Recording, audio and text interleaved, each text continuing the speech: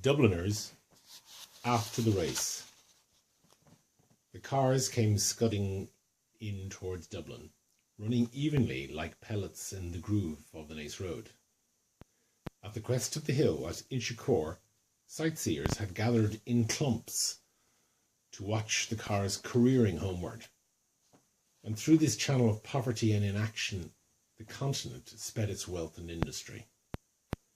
Now and again, the clumps of people raised the cheer of the gratefully oppressed.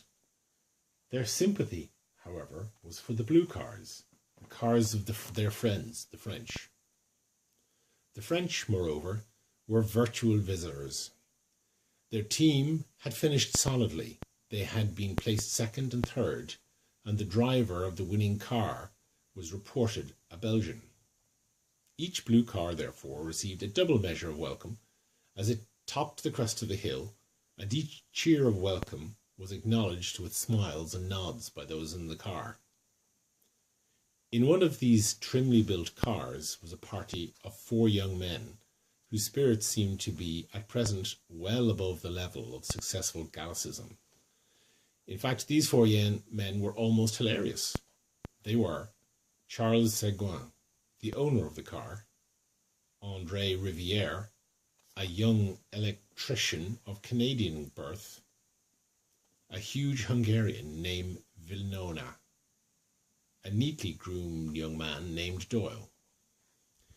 Seguin was in good humour because he had unexpectedly received some orders in advance.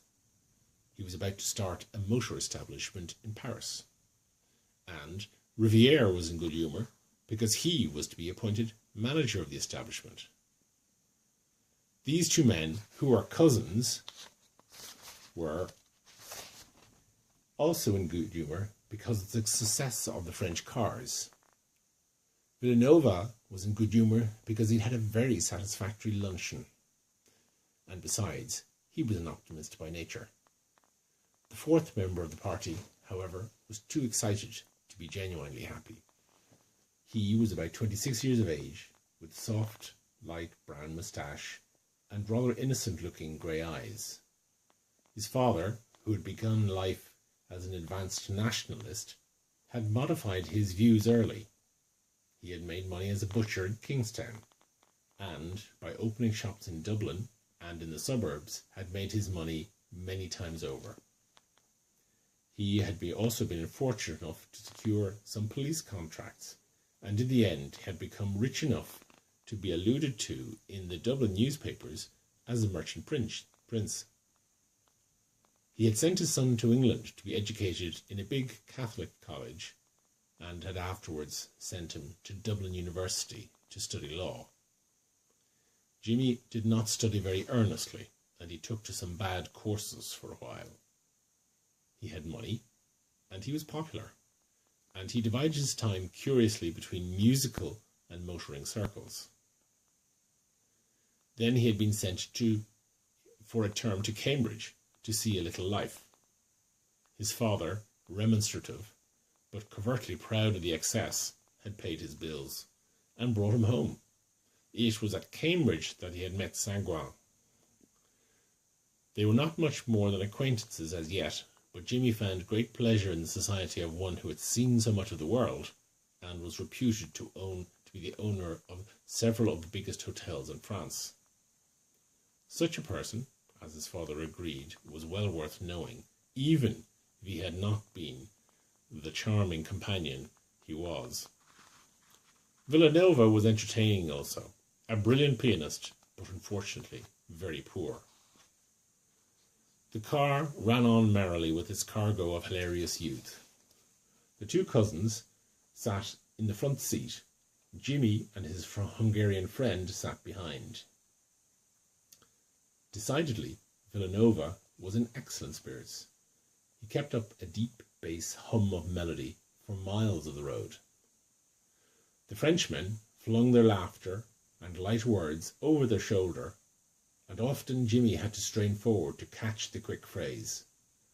This was not altogether pleasant for him, as he nearly always had to make a deft guess at the meaning and shout back a suitable answer in the face of high wind. Besides, Villanoma's humming would confuse anybody. The noise of the car, too. Rapid motion through space elates one. So does notoriety. So does the possession of money. These were 3 good reasons for Jimmy's excitement. He had been seen by many of his friends that day in the company of these Continentals.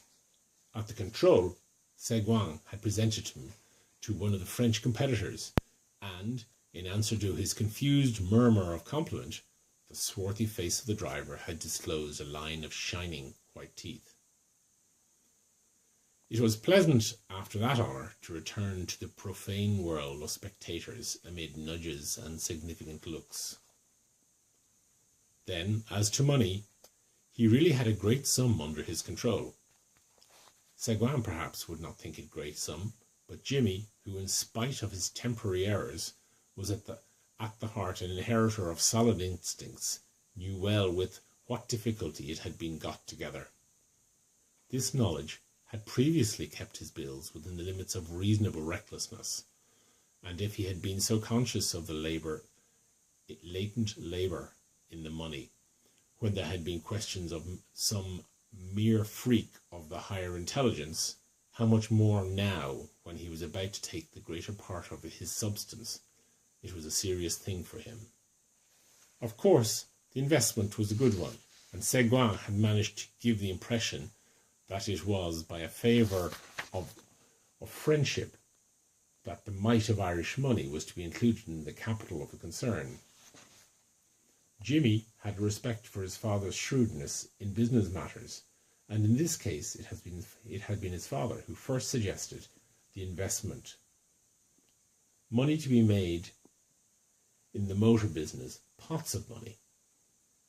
Moreover, Seguin had the unmistakable air of wealth. Jimmy set out to translate into days' work that lordly car in which he sat. How smoothly it ran, in what style they had come careering along the country roads. The journey laid a magical finger on the genuine pulse of life, and gallantly the machinery of human nerves strove to answer the bounding course of the swift blue animal. They drove down Dame Street. The street was busy with unusual traffic, loud with the horns of motorists and the throng of impatient tram drivers. Near the bank, Seguin drew up, and Jimmy and his friend alighted. A little knot of people collected on the footpath to pay homage to the snorting motor. The party was to dine together at Seguin's hotel, and meanwhile Jimmy and his friend, who was staying with him, were to go home to dress. The car steered slowly for Grafton Street, while the 2 young men pushed their way through the knot of gazers. They walked northwards with a curious feeling of disappointment in the exercise, while the city hung its pale globes of light among them in a haze of summer evening. In Jimmy's house, this dinner had been pronounced an occasion. A certain pride mingled with his parents' trepidation, a certain eagerness also to play fast and loose in the name of great foreign cities have at least this virtue. Jimmy, too, looked very well. When he was dressed and he stood in the hall and giving the last equation to the bows of his dress tie, his father may have felt even commercially satisfied at having secured for his son qualities often unpurchasable. His father, therefore, was unusually friendly with Villanova, and his manner expressed a real respect for foreign accomplishments. But this subtlety of the host was probably lost upon the Hungarian, who was beginning to have a sharp desire for his dinner. The dinner was excellent, exquisite. Seguin, Jimmy decided, had very refined taste. The party was increased by a young Englishman, Ruth, whom Jimmy had seen with Seguin in Cambridge. The young men supped in a snug room lit by electric candle lamps. They talked volubly and with little reserve. Jimmy, whose imagination was kindled, conceived the lively youth of the French twinned elegantly upon the firm framework of the Englishman's manner. A graceful image of his, he thought, and a just one. He admired the dexterity with which their host directed the conversation. The 5 young men had various tastes, and their tongues had been loosened. Villanova, with immense respect, began to discover to the mild supplies of the Englishman the beauties of the English madrigal. Exploring the loss of old instruments, Riviere not wholly ingeniously undertook to explain to Jimmy the triumph of the French mechanicians. The resonant voice of the Hungarian was about to prevail in ridicule of the spurious lutes of the romantic painters when Seguin shepherded his party into politics. Here was congenial ground for all. Jimmy, under the generous influences, felt the buried zeal of his father wake to life within him. He aroused the torpid Ruth at least. The room grew doubly hot, and Seguin's task grew harder each moment. There was even a danger of personal spite. The alert host, at an opportunity, lifted his glass to humanity, and when the toast had been drunk, he threw open a window significantly. That night the city wore the mask of a capital. The 5 young men strolled along St. Stephen's Green in a faint cloud of aromatic smoke. They talked loudly and gaily, and their cloaks dangled from their shoulders. The people made way for them. At the corner of Grafton Street, a short, fat man was putting 2 handsome ladies on a car in charge of another fat man. The car drove off, and the short, fat man caught the sight of the party. "Andre, it's Farley!" A torrent of talk followed. Farley was an American. No one knew very well what the talk was about. Villanova and Riviere were the noisiest, but all the men were excited. They got up on a car, squeezing themselves together amid much laughter. They drove by the crowd, blended now into soft colours to a music of merry bells. They took the train at Westland Row, and in a few seconds, as it all seemed to Jimmy, they were walking out of Kingstown station. The ticket collector saluted Jimmy. He was an old man. "Fine night, sir." It was a serene summer night.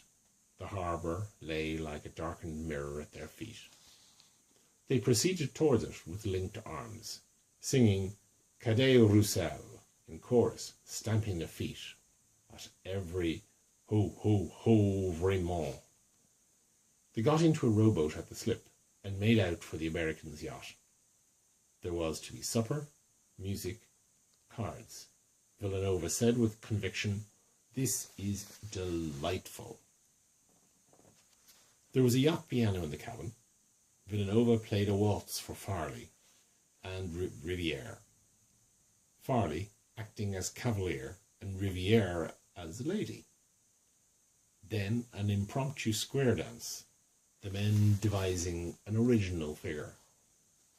What merriment! Jimmy took his part with a will. This was seeing life at least. Then Farley, out of breath, cried, "Stop!" A man brought in a light supper, and the young men sat down for it, for form's sake. They drank, however. It was bohemian. They drank Ireland, England, France, Hungary, and the United States of America. Jimmy made a speech, a long speech, Villanova saying, "Hear, hear," whenever there was a pause. There was a great clapping of hands when he sat down. It must have been a good speech. Farley clapped him on the back and loudly laughed. What a jovial fellows! What good company they were! Cards, cards! The table was cleared. Villanova returned quietly to his piano and played voluntaries for them. The other men played game after game, flinging themselves boldly into the adventure. They drank the health of the Queen of Hearts and the Queen of Diamonds. Jimmy felt obscurely the lack of an audience. The wit was flashing. Play ran very high and paper began to pass. Jimmy did not know exactly who was winning, but he knew that he was losing. It was his own fault, for he frequently mistook the cards, and the other men had to calculate his IOUs for him. They were devils of fellows, but he wished they would stop. It was getting late. Someone gave the toast of the yacht, the Belle of Newport. And then someone proposed one great game for a finish. The piano had stopped. Villanova must have gone up on deck. It was a terrible game. They stopped just before the end of it to drink for luck. Jim understood that the game lay between Routh and Seguin. What excitement! Jimmy was excited too. He would lose, of course. How much had he written away? The men rose to their feet to play. The last tricks, talking and gesticulating. Routh won. The cabin shook with the young men's cheering, and the cards were bundled together. They began then to gather in what they had won. Farley and Jimmy were the heaviest losers. He knew that he would regret in the morning, but at present he was glad of the rest, glad of the dark stupor that would cover up his folly. He leaned his elbows on the table and rested his head between his hands, counting the beats of his temples. The cabin door opened, and he saw the Hungarian standing in a shaft of grey light. "Daybreak, gentlemen,"